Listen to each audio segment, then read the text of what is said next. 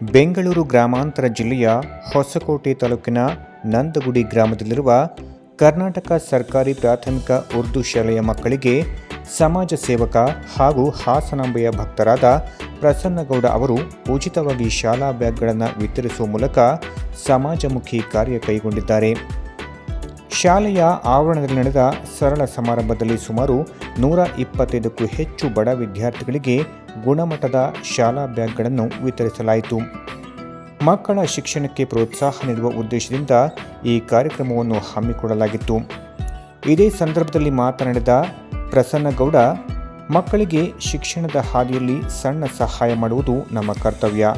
ಹಾಸನಾಂಬೆಯ ಆಶೀರ್ವಾದದೊಂದಿಗೆ ಇಂತಹ ಅನೇಕ ಸಮಾಜಮುಖಿ ಕೆಲಸಗಳನ್ನು ಮುಂದುವರಿಸಿಕೊಂಡು ಹೋಗುವ ಹಂಬಲ ನನ್ನದಾಗಿದೆ ಎಂದು ತಿಳಿಸಿದರು.